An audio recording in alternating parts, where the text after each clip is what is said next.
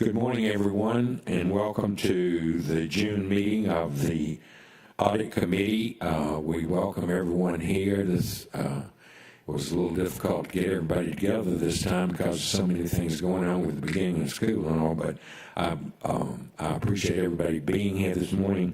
I'm only sitting in for a moment to get us started, as Ms. Cooper is almost here, but she's caught in traffic.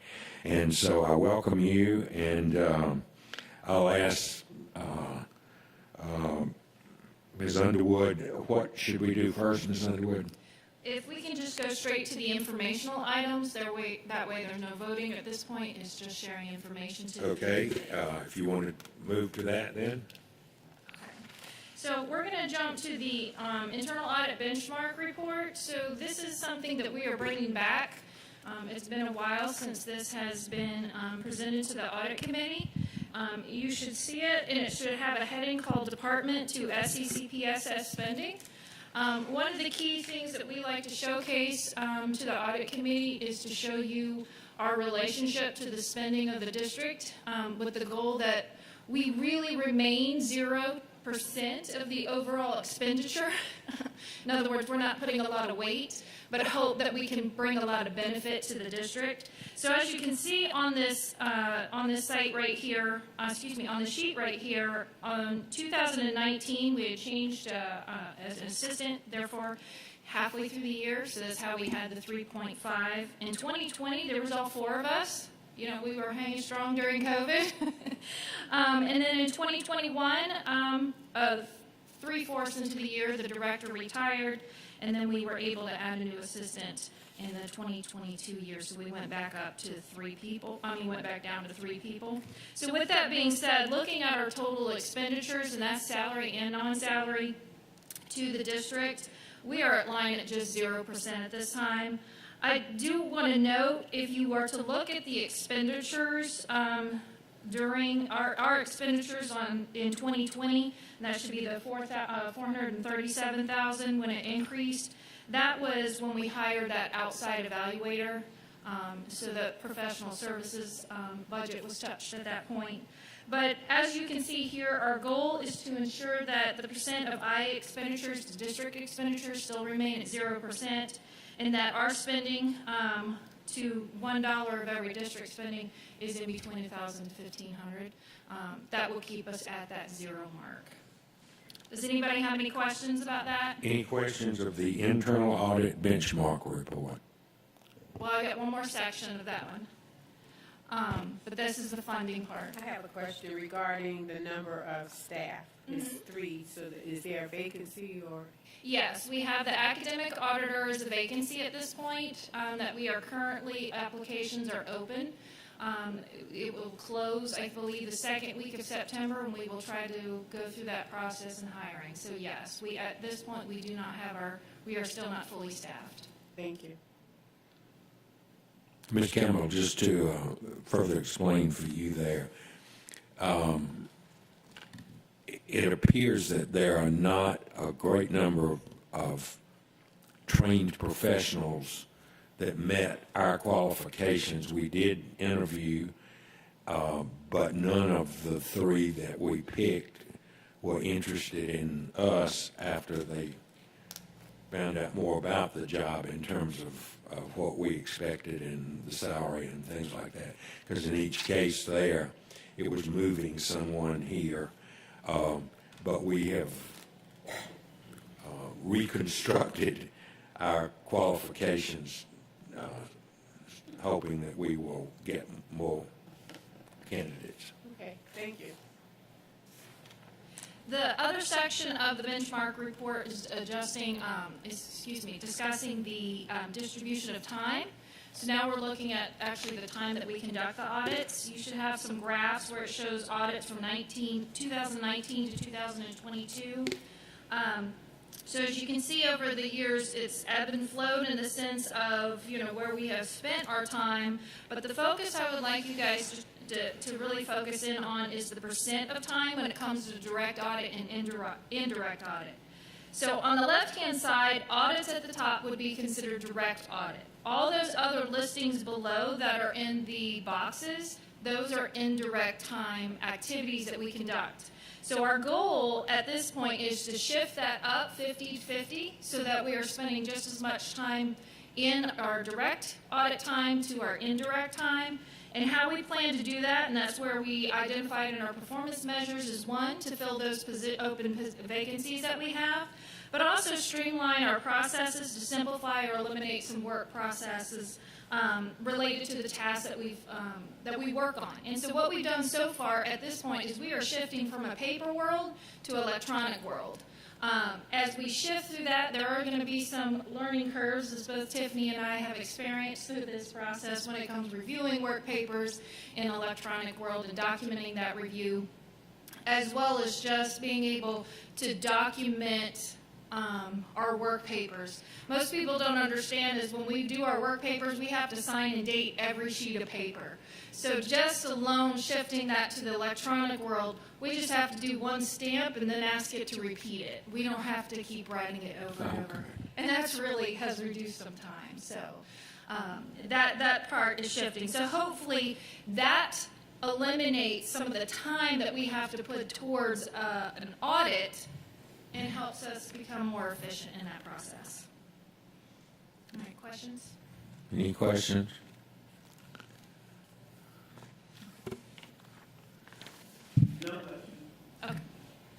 Okay. And then the final summary report is the next area. Would you like me to move forward on that? Okay. So to cross-reference to what we've done, now at the end of the page right here, the very last page, you'll see the final status report. We bring this to you every time we complete a full year process so you can see the numbers. What I wanted to highlight here is actually put it in Word form as to what we've done over the year or what we could not do and what we plan to do in the future. So of the audible units, we're still currently working on Beach. And in Jenkins, this was not conducted during the year because a non-audit request was made to us to formally review some subcontractor payment issues that had been brought to our attention, and that pulled us away from starting on Jenkins. But as soon as Tiffany is done with Beach, she will be moving into the Jenkins, and I believe she's already started that as well. Our purchasing and timekeeping processes, like I mentioned before, were not conducted due to time availability, and also at the request of staff, as it comes to the timing in which the Munis activities had gone live. It was best that we kind of, waited a few more months, if not another year, to make sure that management has enough time to identify their own risk and implement new controls or work processes to eliminate any of the issues they've identified in this first year, and also to be able to continue to conduct this training for the staff. And as you know, as I mentioned before, the transportation parts inventory audit was not conducted. During our survey of the risk, again, we identified management had already been working on that, and therefore we decided to hold off, let them put their controls into place, and then we will come back and review it again. And then that, in place of that, we did the school nutrition inventory audit in place of. So as of the non-audible units, if you will notice, we increased assistance with the board office through the year, so that put some more time during the non-audit services. We increased our time from previous years that had been spent on the GSBA board award, as well as the evaluation and the board self-assessment processes. We increased, there was an increased number and also of complexity of ethics reports that have come through this past year that really required some time to process through the information brought to us, as well increasing time in professional development and staff. As director, I made it very important to Cheryl and Tiffany, we need to continue to make sure we better ourselves as we are in our positions. And so therefore, Cheryl had been working on becoming the Google education training that was provided by the district. In this next year, she's also going to enhance her Excel data technique skills because there's a lot to work in Excel, with the goal that eventually she'll be very well trained in being able to do data analysis. Tiffany has became an academic relations chair for the local IIA chapter. Elaine, I'm sure, remembers this because she's worked a lot with Tiffany in establishing. Tiffany helped to build a scholarship program for students seeking business degrees from local colleges, and also began working on obtaining her certified construction auditor certification from the National Association of Construction Auditors. And so her next year's goal is to complete that certification process. I continued working as a board of governor and membership chair for the local IA chapter. I became certified as a certified total quality auditor and became an education committee member for the Association of Local Government Auditors, and began working on obtaining a certified government financial manager certification through the Association of Government Accountants. My next year's goal is to complete that certification, as well as to obtain an IT audit certificate through the IIA. Outside of that, we had to decrease our time in other department duties due to our budgeting for training for new employees and the decision to shift the summary of audit reports from a fiscal year to a calendar year. So next year, if you look at the grand total, it's not next year, this year, if you look at the grand total, the initial projection, and Hoskins Brown, who had asked this question in our last meeting, so I wanted to clarify it here. The initial projection of time included another employee within the department by the second quarter, and through that, we did not adjust the projected numbers. Therefore, it looked like we were off throughout the year. However, if you look at the final report, which includes the projected numbers with only 3 employees, the one-day variance is really due to rounding throughout the year. Any questions of that final status report? I'd like to just make the comment that I'm very pleased to know that you and Tiffany are going on with your training and becoming more expert. That's wonderful for us and for the organization. Thank you. Any other comments or questions? Ms. Cooper is here now. Ms. Cooper, we moved immediately to the informational items. We have not approved the agenda, but you're now in charge. Thank you so much, Dr. Buck, for getting us started. You all have received the agenda. Good morning, everyone. You received the agenda. Are there any changes or any additions to the agenda? If not, I entertain a motion to adopt the agenda as printed. Second. It's been properly moved and seconded. All those in favor, say aye. Aye. Any opposed? Nay. Motion carries. Moving on to the minutes from the June 23rd, 2022 meeting. Are there any additions or corrections to those minutes? Hearing none, I entertain a motion to adopt those minutes as printed. Motion to adopt the minutes. Second. Okay, it's been properly moved and seconded. All those in favor say aye. Aye. Any opposed, say nay. Motion carries. Moving on to the audit of the school nutrition inventory processes, and that will be Leah. All right, thank you. So, like I had mentioned, we initially had planned to do the inventory audit in the parts within transportation, but then due to the business process reviews, we identified there was a need for us to look further district-wide into the inventory processes. So our two objectives were to identify and determine compliance with procedures on the purchasing, receiving, and verification of physical inventory at the school sites, and evaluate the effectiveness of the inventory control procedures to ensure cost control is monitored and misuse of inventory is prevented. So the district school nutrition inventory procedures are developed by the school nutrition department and financially accounted by the Division of Finance. As of June of 2022, this is approximate because they haven't conducted their year-end close, $7.5 million had been expended in food costs for the district. We completed the audit by interviewing school-level managers and district-level school nutrition staff in the areas of ordering, receiving, monitoring, and inventory procedures, as well as discussing with them their job descriptions, which is a normal process within the audit procedures. We conducted on-site observations of the ordering and receiving processes and conducted a district-wide physical inventory audit. Just to give some background really quick, I'm not going to go into depth in the background piece, but food costs, according to the USDA, account for 46% of a school nutrition program's revenue. So it's a good chunk of money sitting in relation to the overall program's revenue source. The procurement process, inventory procurement process, is always driven by menu planning. Forecasting of those meal accounts in the inventory. Once a menu is developed, it is uploaded into Edison, which is the district's cafeteria management program.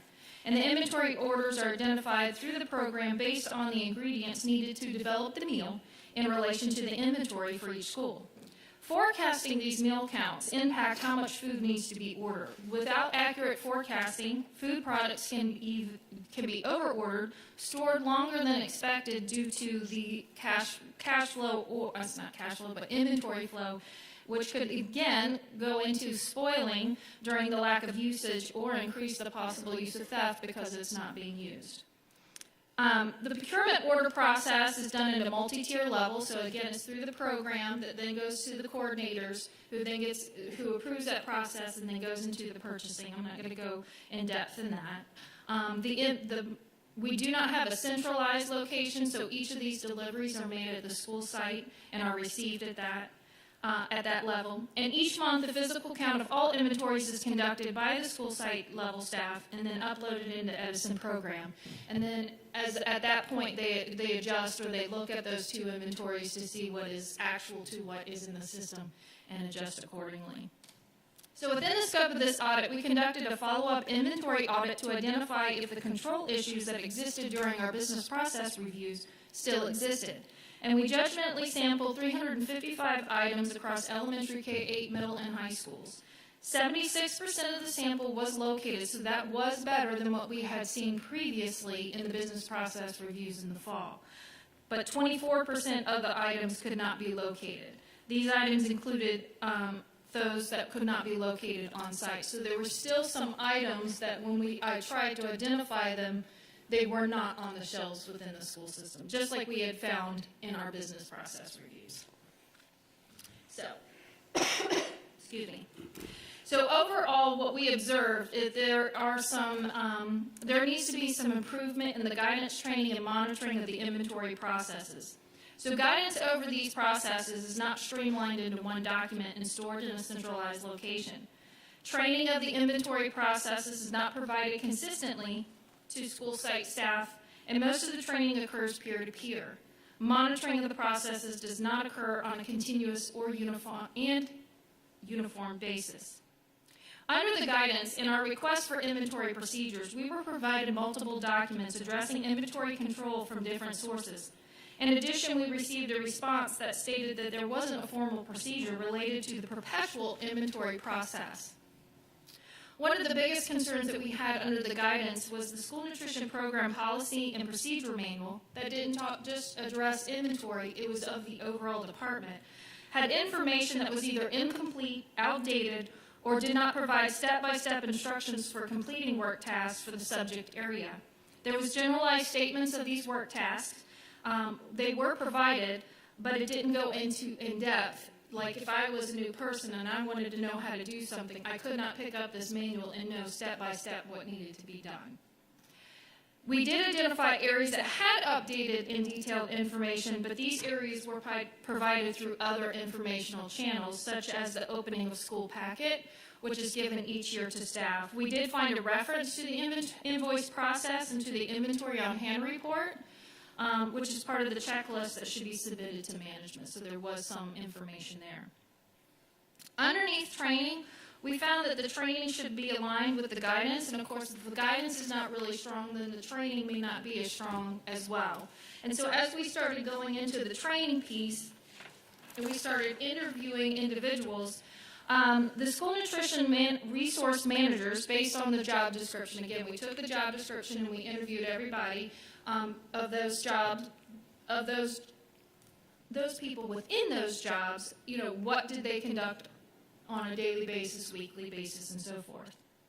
So this position, as the job description states, was responsible for providing local and mandated training for school site staff. In addition, they function as a floating manager. In our discussions with the resource managers, we find that they did not conduct the training task as described in their job description. The only training that had been consistently followed is the training required to meet USDA requirements of school nutrition programs, so they were in compliance with that.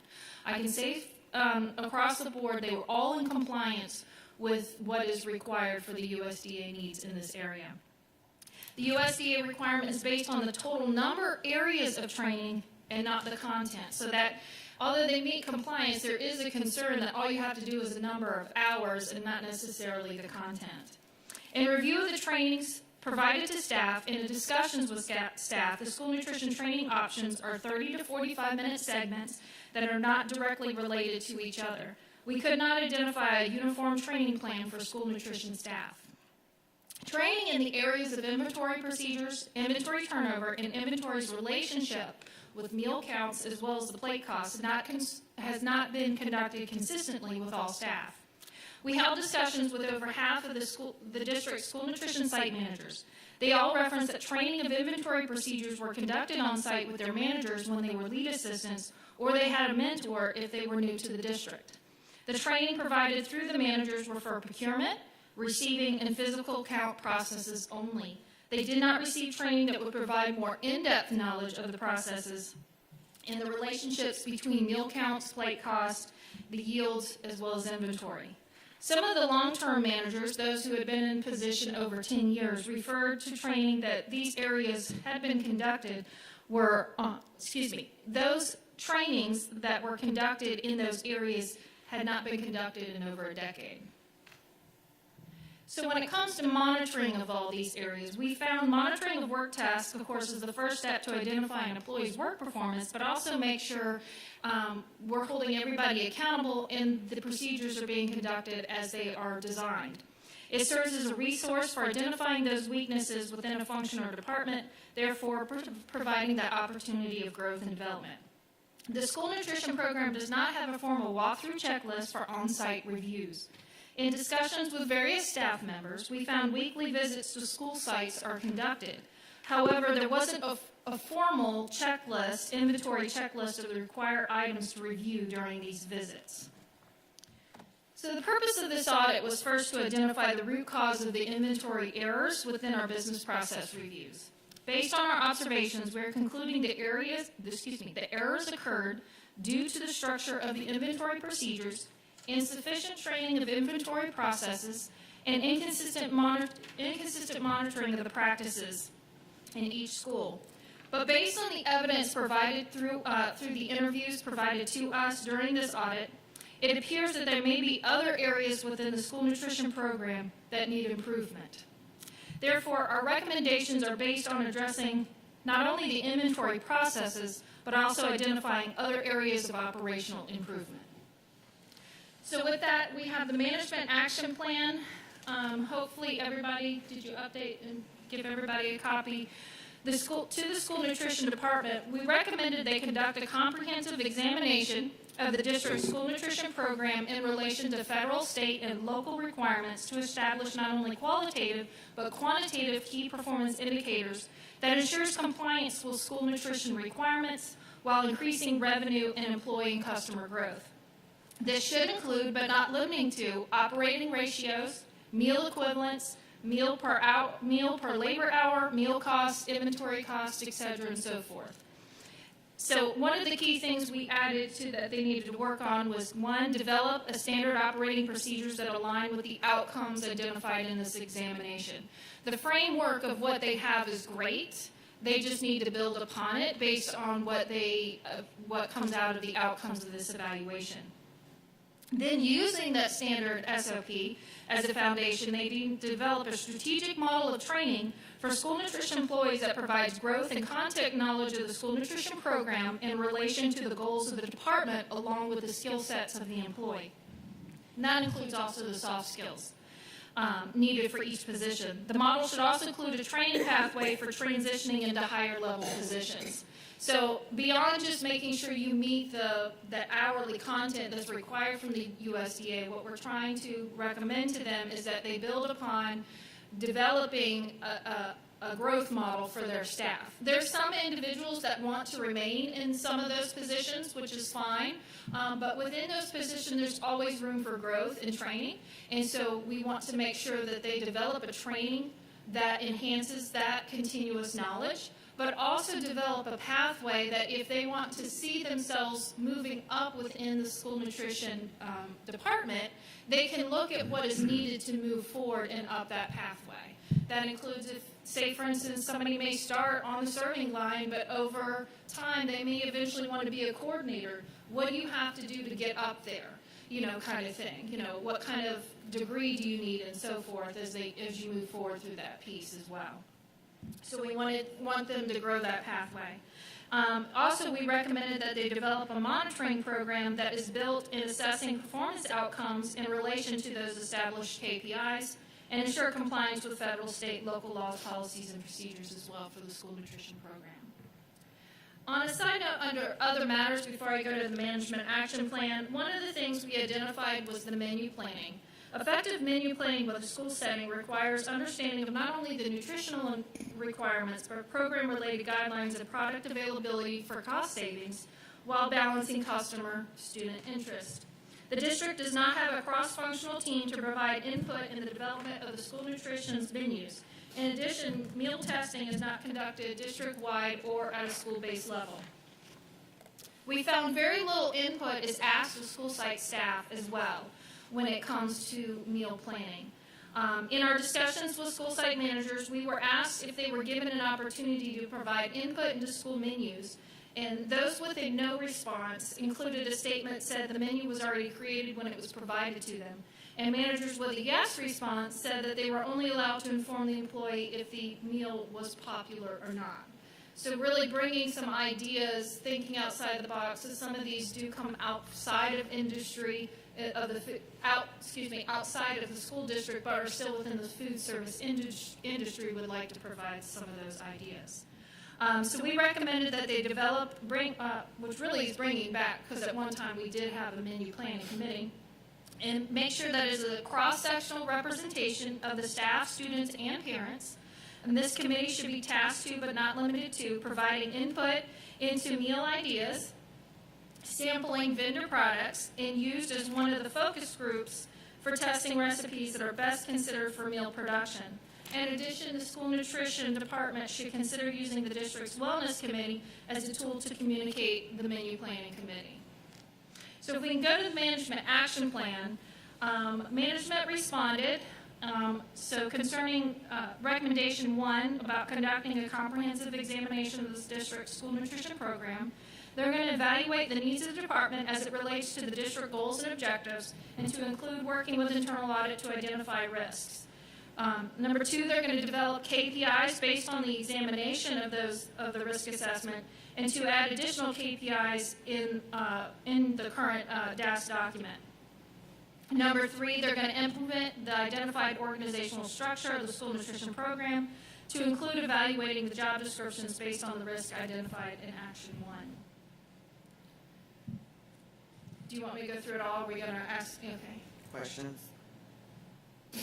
Go right ahead. Mine isn't a question, and it's a comment. I'm so happy to see Ms. Bonaparte here this morning. Good morning.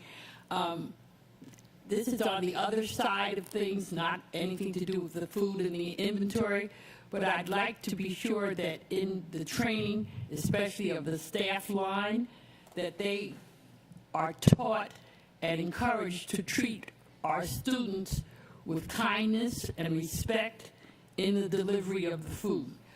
Other than the bus drivers, they are also the first persons that our students see when they get to school, and their attitude and their hospitality towards our students in those food lines is very important.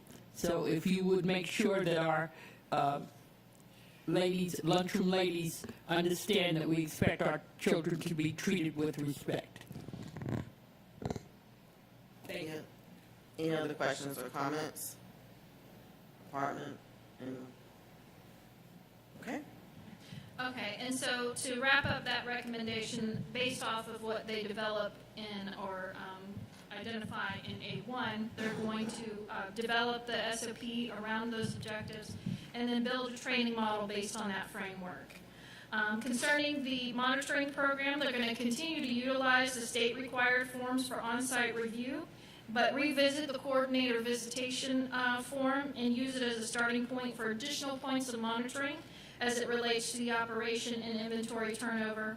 But also to allow total transparency, they're going to add forms to a Google format for multiple users. This includes for those that evaluate the equipment that are on site, to view health, and also to include the health inspection scores as well as any audit review results. That way they can look at the school setting, the school nutrition program within the individual school as an all-comprehensive concept instead of just what they need to work on. That way the other players such as maintenance and operation that may be working, the work orders that are involved, and so forth. So as it comes to other matters, they're going to work with district communication to survey parents about the expectations of the school nutrition program, as well as get feedback on some menu options. They're going to utilize those surveys to build menu committees by zones and by regions. That way it makes it easier for the parents to attend these events. And also develop a district-wide food show to acquire public input, to include invitations to not only community partners but wellness committee members as well. So the goal of this is not an easy task. This is not something they're going to have done. So the goal is around December 2023 when it comes to the evaluation piece. So it's really a year and a half, which seems about right because when you take a whole department and you break it down, you got to look at every little area. So I encouraged them and was excited. It was a year-long process, even though it's going to be rough going. But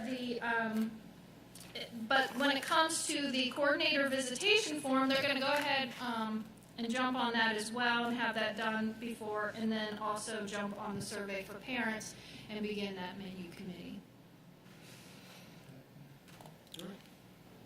Yes, Lord. Oh, yes, okay. Go ahead, Ms. Cagler. Thank you. Yes. Good morning. Morning.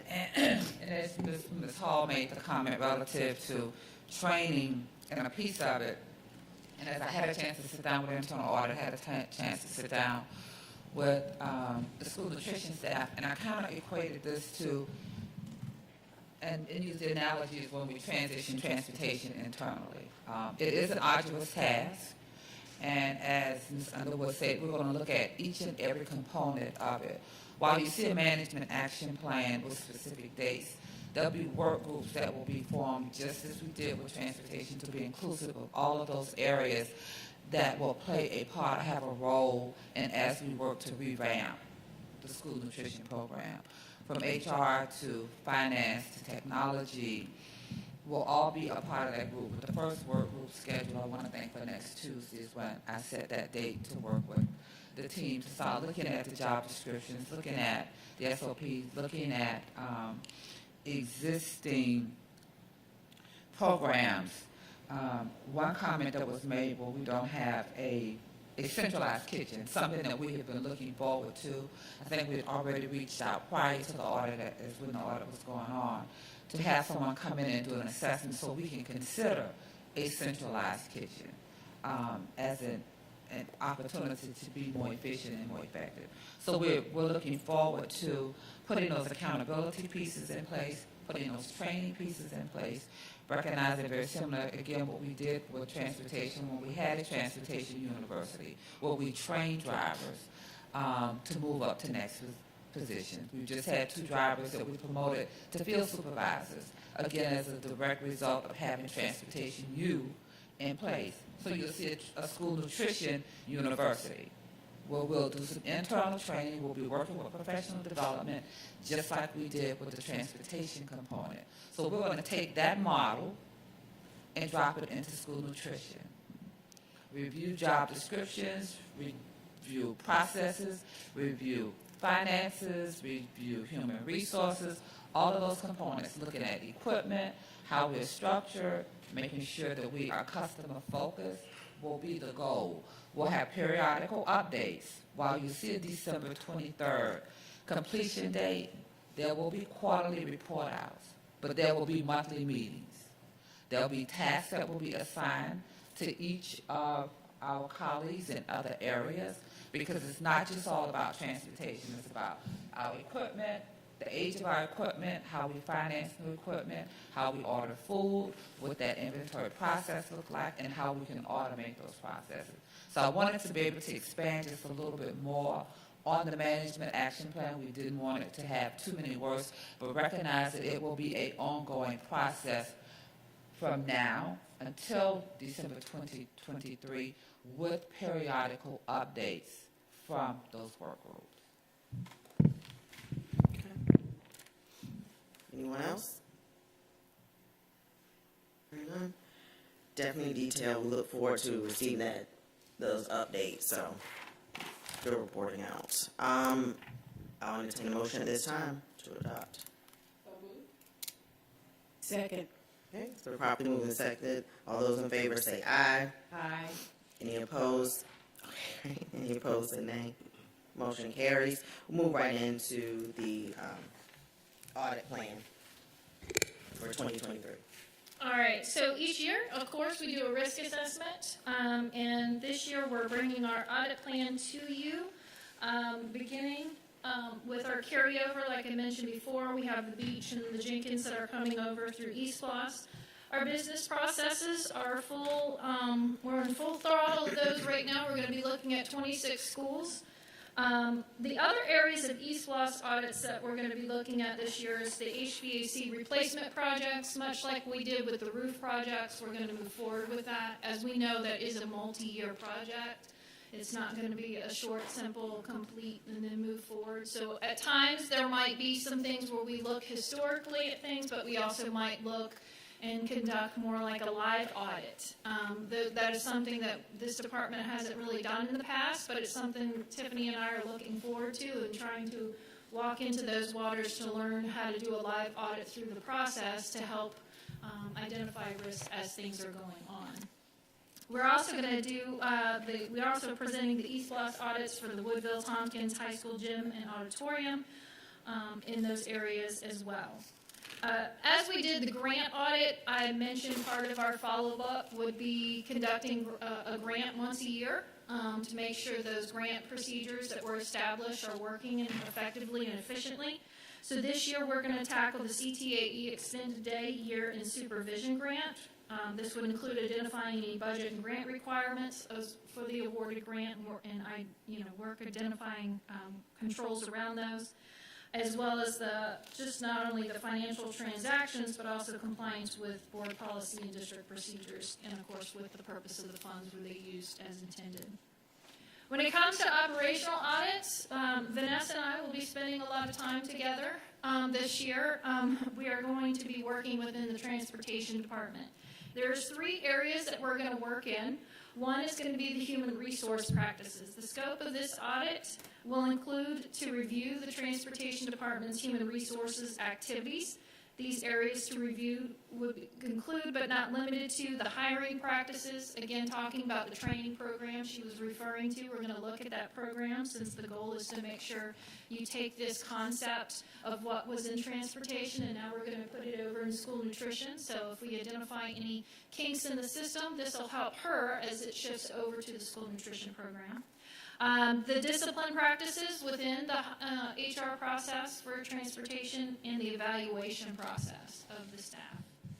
The other section is the timekeeping practices. So we thought since we were going to bring back timekeeping anyways, we were going to use it within this department because there's a broad enough number of staff and of levels within the department. We can touch on those timekeeping payroll concepts, but utilize it within the transportation department. So this will include reviewing not only the timekeeping practices for all levels, but also look at the clocking in and out practices, review the pay rates and hours worked, and verify any variable payments. In the education world, those are considered supplemental payments kind of concepts. And again, bringing back, like I said, the transportation parts inventory audit. Again, at the end of the year, conducting an inventory audit of those parts within the warehouse and identifying any purchasing processes, monthly reconciliation process, and review the current cost and identify cost savings. Now, we do a contract audit each year. What we did this year was different. We just didn't look at all expenditures and try to see, okay, what contract had the most expenditures and what, should we look at this? Well, we decided the approach that we did with the contract this year is look at one that's about to be renewed. That way we're kind of doing, purchasing always has that performance evaluation piece, but we thought we would audit it right before the potential renewal. That way we can help management decide whether this was, should we continue with this. So as I reached out to the IT department, when I recommended if we look at the Chrome device hardware, software, and installation contract audit, they were a yes on this one. So we are jumping on this one soon if it is approved by you all. So the scope of the audit will include not only contract compliance based on the responsibilities of the district and the vendor, but any control tests that we can build from that contract. If you can see what we've done in the internal audits operational plan, these are projected numbers. So what we've done here with the goal is we shifted the East Blocks in the beginning with the business process reviews, with the contract being worked at the same time. Then we'll shift to the grant, and then slowly shift into the transportation realm into the late second, third, and fourth quarter. Does anybody have any questions of that? All right, and if you could jump to Appendix 3, it should look like it has the audit plan and completion status. What we're trying to bring this in is so you can visually see, like when we plan to start to when we actual start. That way you'll see any variances through the year. Because auditing doesn't have any strict, strong milestone dates, we can't create a strong perk chart that way in order to make sure we say we hit that mark or didn't mark. But I think by doing this, we can see a better picture of the ebb and flow of our department as we work through the year. But also, too, if you look at the second section where it says days, we have strong date times, and these are not consecutive work days, by the way. These are just days worked within an audit. Those are things that we will monitor to make sure that when we bring our benchmarking report next year, we will add another component to it. Again, not only is our time going to be 50-50, which is our goal, but our goal is to make sure we hit that number of day mark within what we project in the beginning for the audit. And then that way we can reevaluate ourselves as to why we didn't hit that mark, whether it was time for non-audit services or whether it's us not projecting correctly or any other variables that may come in. So that is the audit. Any questions or comments? Hearing none, I'll entertain a motion at this time to adopt the audit plan for 2023. Second. It's been properly moved and seconded. All those in favor say aye. Aye. Any opposed, say nay. Motion carries. All right, we'll move on to the next item, the board resolution update. The audit committee has the authority to make changes to the initial board resolution that was established in 1991.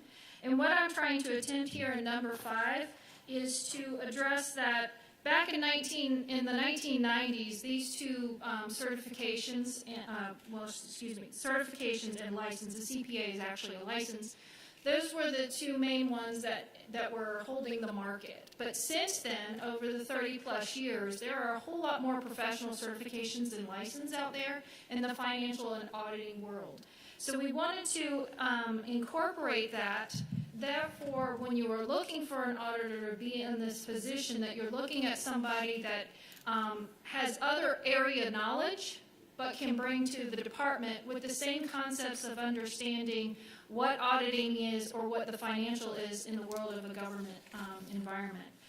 And back in March, when the board approved that director position, there was that added statement of that other, outside of CPA or CIA, any other professional certifications or license.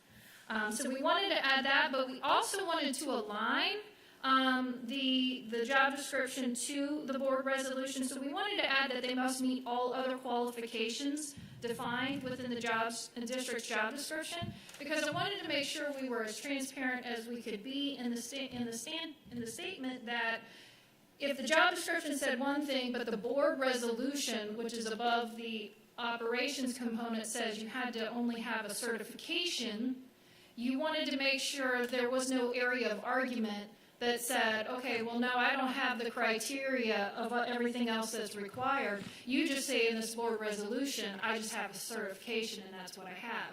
Because in some of these certifications, all you have to do is have a bachelor's degree, work 5 years in auditing of some level, not necessarily management, and you can take one of these tests and pass it.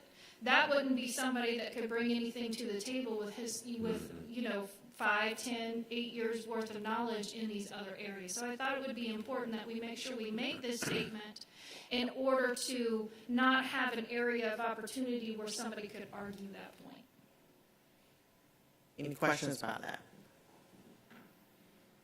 All right, hearing none, I entertain a motion to adopt the updated board resolution.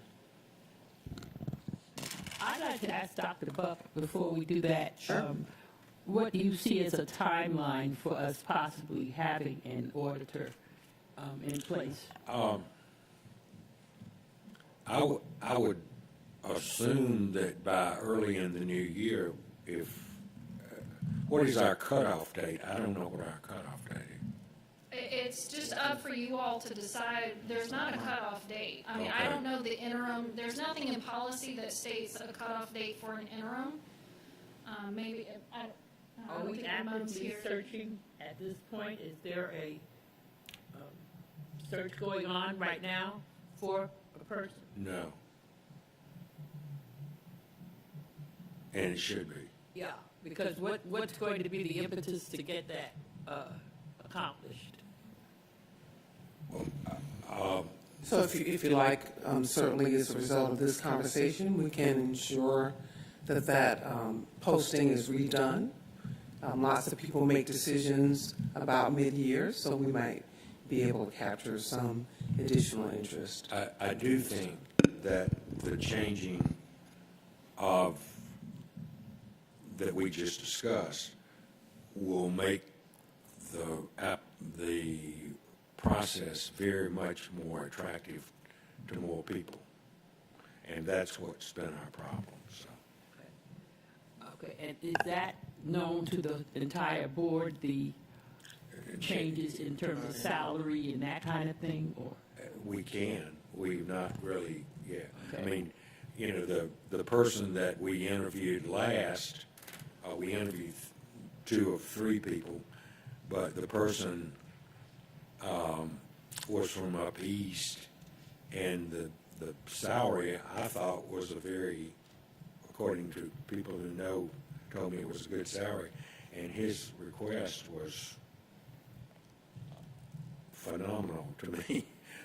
And so, we still have to work with that, because we were in the middle of COVID and somebody trying to move in COVID and all of that. But, yeah, we need to get this done, and I think Ms. Underwood and her staff have done a great job of keeping us moving, but I would love to see it get settled. I won't have a lot to do with that after December, but I would love to get us well on the road to settling before I. It would be wonderful if we were able to accomplish that before the end of the calendar year. So whatever it is that we need to do to get it going, Superintendent, I'll get started on that. thank you. And now, Attorney, I'll I'll move that we accept. The board resolution. Yes. Can I second? Okay. It's been probably moved and seconded. All those in favor say aye. Aye. There we go. Any opposed say nay. Motion carries.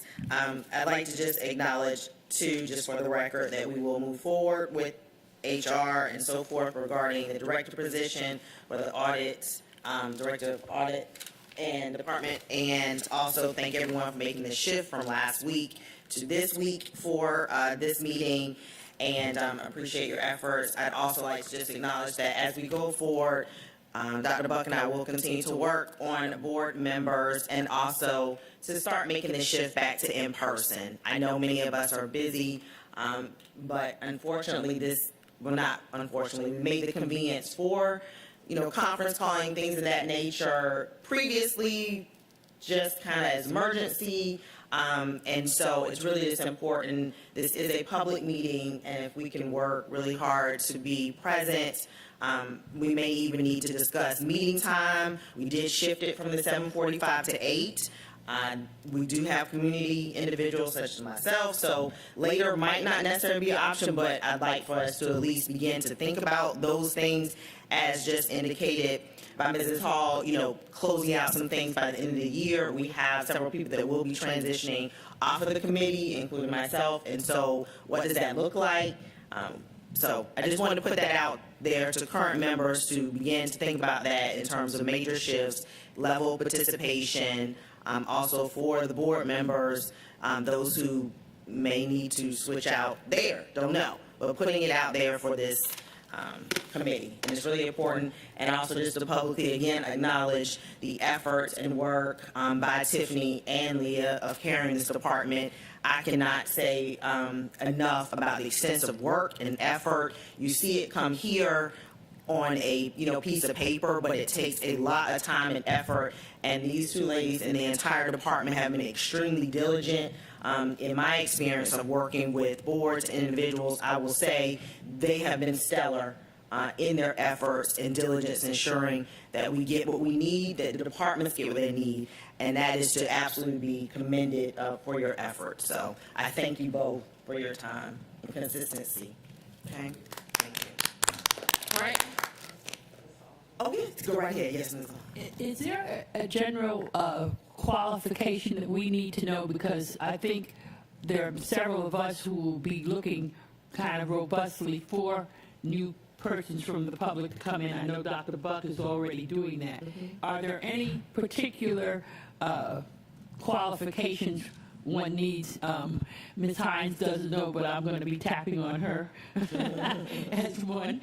But are there any qualifications? I will yield to Dr. Buck. I would say that in my 12 years of working with this committee, we've had bankers, we've had financial analysts, we've had teachers retired because we have an academic side of this. I do think that it is very helpful to have some broad knowledge of financials, but most of our audits, it is not important for the person on the board to be a CPA or to have all kinds of financial knowledge. I do think the people that we would want are people that serve on United Way committees and chamber committees and school councils and people like that. And so it really is very open. And I think the time commitment is really next in importance Yes. to the Accessibility. background, right? Yes. Because it is hard to find a parent.